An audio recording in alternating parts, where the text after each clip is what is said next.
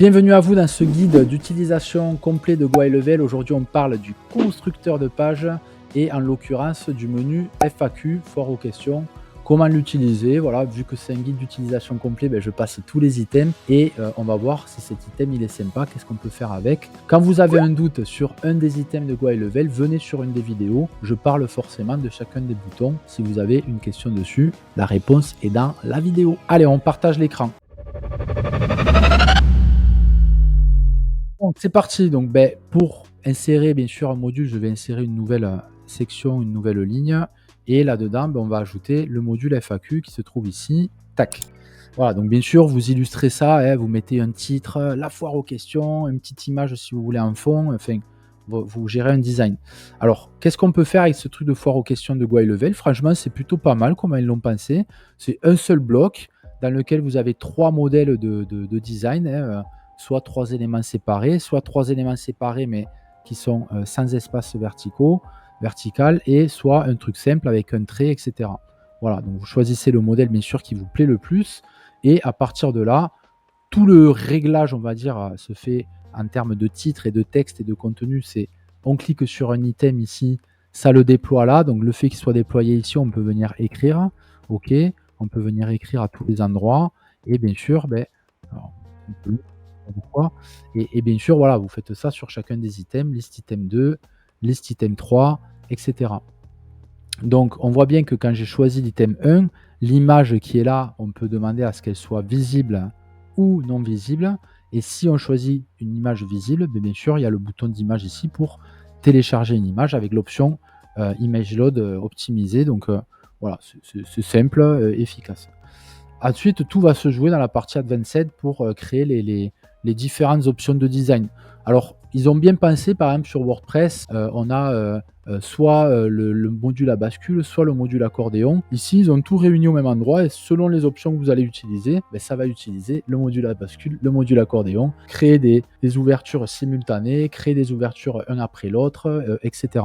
Donc voilà, les premiers réglages, je vais passer là, c'est là où on va passer le plus de temps, on va dire, ce sont ceux-là, c'est-à-dire que déjà, l'icône de close, c'est l'icône celle-là, quand c'est closé, donc c'est-à-dire c'est flèche vers le bas ici, chevron down. Donc là, vous pouvez mettre autre chose, si vous voulez mettre un Y, vous mettez un Y, et on voit bien qu'il y a le Y de Yoast qui apparaît. Bon, nous, on va garder le chevron, comme ils ont appelé ça. Voilà, je vais mettre. On s'en fout. C'est juste pour la démo. Donc chevron down. Quand l'icône, quand la bascule est fermée, quand elle est ouverte, pardon, du coup vous avez le chevron up pour dire à l'utilisateur, terre remonte-moi. Et ensuite vous avez la position de l'icône, la hauteur des lignes. Donc là, si j'augmente la hauteur des lignes, par exemple, boum, à 4,5, on voit bien que il y a un gros espacement qui se crée. Voilà, donc vous pouvez gérer tout ça ici. Et ensuite, les options sympas. Expand multi-item at same time, ça veut dire que vous allez avoir la possibilité que quand l'utilisateur clique, que ça fonctionne comme un module à bascule. Chaque bascule reste ouverte. Si vous utilisez ce bouton à gauche, ça voudra dire que ça fonctionne comme un accordéon. Et si vous en ouvrez un, l'autre se ferme. Voilà, donc je vais essayer de vous montrer ça ici. Voilà, donc on va actualiser la page. Alors, il me faut d'abord sauvegarder. Voilà, donc là je l'ai mis sur off, ça veut dire que il va fonctionner comme un accordéon. Et donc vraiment, il va s'ouvrir et en même temps, l'autre module va se refermer. Donc regardez bien, hop, c'est là. Si je clique sur un et que je clique sur l'autre, voilà. Chaque fois, il y en a un qui se ferme. Ok, l'autre option, c'est le contraire. Hop, on va sauvegarder. Je vais devoir actualiser. L'autre option, c'est ça les garde ouverts à chaque fois. Donc ça, c'est un choix, à vous de le faire sur la FAQ, si vous préférez que chacun des items reste ouvert. Des fois, en fait, quand on a des longs textes, c'est surtout dans cette réflexion-là, quand on a des longs textes, que quelqu'un clique, du coup, sur mobile, ça fait swiper à moitié. Donc des fois, il faut mieux les garder ouverts, par exemple. C'est dans ce type de cas-là où on va peut-être faire ce choix-là. Là, hop, regardez, il reste bien tous ouverts à chaque fois que je clique. Ensuite, on a un bouton, un toggle bouton qui permet de faire un expand all ou fermer tous les trucs, donc ça peut être sympa de le mettre. Ensuite, on a Keep First Content Open on Load, ça veut dire que dès que on charge la page, le premier contenu sera ouvert exactement comme là on a devant les yeux, sinon le contenu reste fermé. Et show image as pop-up on click, ça veut dire que quand on clique sur l'image, tac, il y a une petite pop-up qui se met en avant.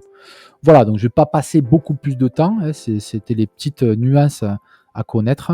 Ensuite, on a bien sûr les options de couleur qui permettent de gérer la couleur des icônes ouvertes, fermées, des titres ouvertes, fermées. Tout est écrit en anglais, mais vous aurez vite compris. Title background color closed, ça veut dire quel est l'arrière-plan une fois que c'est fermé pour le titre. Voilà, donc là, je ne vais pas passer trop de temps là-dessus. Vous vous amusez bien sûr à changer les couleurs. Les fonts options, c'est pareil. Title font, content font. Vous choisissez une font pour chacun.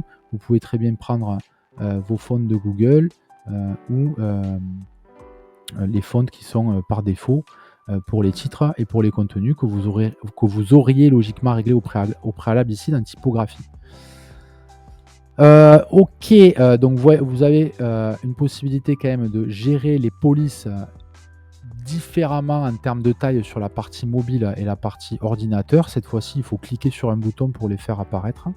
Voilà, ensuite on a un spacing option pour les paddings et les margins. On en a déjà parlé dans plusieurs vidéos. Les paddings, c'est l'espacement interne entre un bord et le texte.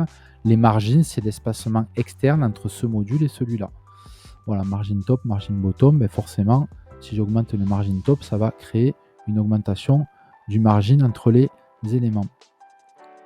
Border and shadow, voilà, full border, donc on met un border autour de la FAQ. Sticky, on peut garder le... Alors, je sais pas si ça va marcher là, mais non, ça va pas marcher, mais on va garder la FAQ stickée en haut de l'écran ou en bas de l'écran au moment où on swipe, donc ça peut être assez gênant visuellement. Ça dépend combien de FAQ vous avez mis. S'il n'y en a qu'une, ça peut être pas dégueulasse. Voilà, un background d'image et pas plus, on a fait le tour. Attendez, hop, c'est ici. Voilà, ici, en border shadow. Ah j'avais sauté, j'étais plus dans le truc. Voilà, border shadow ici, full border. Donc là, on a déjà vu la partie border. Du coup, finalement, vous voyez, on n'a pas l'option sticky pour la partie FAQ. C'est parce que j'avais cliqué à côté. Voilà. Donc là, pour la partie FAQ, je vous disais des bêtises, on n'a pas l'option sticky.